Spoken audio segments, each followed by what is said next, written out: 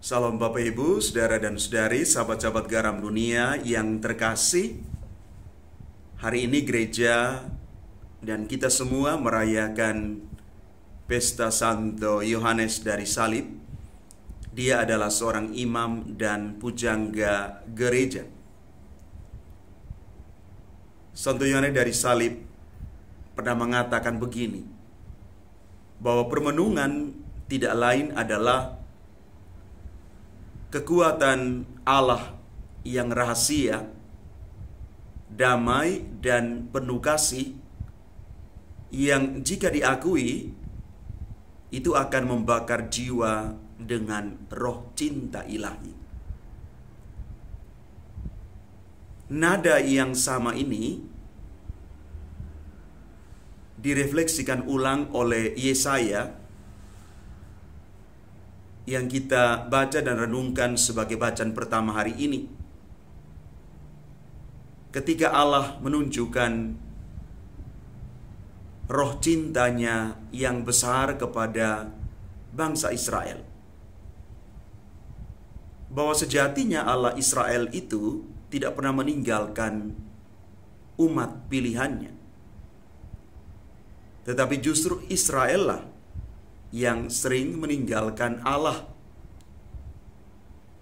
Tuhan selalu setia pada janji-janjinya. Israel lah yang sering tidak setia. Kesetiaan mereka ini terbukti ketika mereka mencari bantuan dari Allah lain. Bapak, Ibu, Saudara, dan Saudari yang terkasih, di balik ketidaksetiaan kita, Allah tetap setia. Karena pada hakikatnya Allah itu adalah setia. Dan di dalam Injil Matius bab 11 ayat 11 sampai dengan 15, Yesus menjelaskan kepada kita tentang Yohanes Pembaptis. Bahwa Yohanes Pembaptis itu adalah Elia baru yang datang untuk mempersiapkan jalan bagi Tuhan. Namun sejak munculnya di hadapan umum sampai saat dia dipenjarakan, kerajaan surga itu selalu dirongrong. Kehadiran Yohanes Pembaptis tampil dengan kekuatan yang luar biasa itu, membawa perubahan yang signifikan,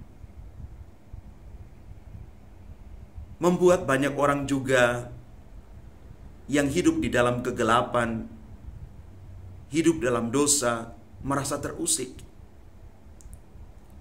Maka tidak heran seruan Yohanes Pembaptis tidak mudah untuk diterima oleh sebagian orang. Tetapi dia terus menyuarakan suara profetik, suara kenabian untuk menyiapkan datangnya Tuhan, menyiapkan jalan bagi datangnya Yesus Al-Masih. Bapak, Ibu, Saudara, dan Saudari yang terkasih, kita harus mengakui bahwa kadang-kadang kita lebih suka untuk mendengarkan pengajaran yang menyenangkan saja, yang kelihatan enak di telinga. Tetapi ketika pengajaran itu sedikit keras, pengajaran itu meminta kita untuk memperbaiki hidup dan diri kita, tidak jarang kita menolak. Mengapa ini sampai terjadi? Karena kita masih mau terus berada di dalam zona aman kita, yang sebenarnya tidak aman. Kita masih berkutat dengan diri kita sendiri, dengan pola pikir kita yang lama, dengan cara kerja kita yang lama. Maka tidak heran kita mau terus ada di situ. Maka ketika diminta untuk mengalami yang namanya transformasi, perubahan, itu sulit sekali. Bapak, Ibu, Saudara, dan Saudari yang terkasih, masa Advent adalah masa di mana kita berbenah diri. Saat di mana kita kembali menemukan keberanian, kerendahan hati untuk mengakui diri kita bahwa kadang-kadang kita menjadi manusia yang masih mau hidup untuk masa lalu. Kalau masa lalu itu baik dan benar, tidak menjadi soal. Tetapi kalau kita terkungkung, kita dikuasai oleh sesuatu yang mengikat kita, yang namanya dosa, kenapa kita masih bertahan di sana? Sekali lagi Bapak, Ibu, Saudara, dan Saudari yang terkasih, mari, masa Advent adalah masa kita berbenah diri,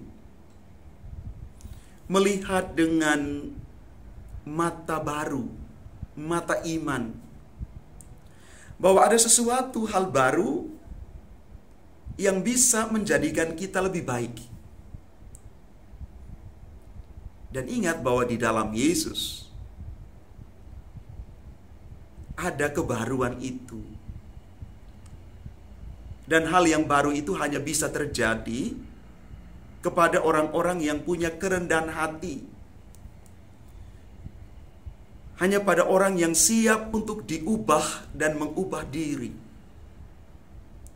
Bukan mengubah orang lain. Bukan mengubah keadaan. Apalagi mempersalahkan situasi. Dan lebih parah lagi, kita membanding-bandingkan saat sekarang dengan saat yang sudah lewat, yang lampau. Bapak, Ibu, kita mau hidup untuk masa lampau, atau kita mau hidup untuk masa sekarang dan masa depan yang lebih baik? Maka semoga kita belajar supaya semangat transformasi yang dibawa oleh Yohanes Pembaptis selama masa Adventus ini sungguh menggelorakan semangat kita untuk terus berbenah diri, untuk hidup di jalan yang benar, di jalan Tuhan, bukan jalan pribadi kita yang kadang-kadang menjadikan kita terbelenggu karena sisi manusiawi kita. Tuhan memberkati kita sekalian. Amin.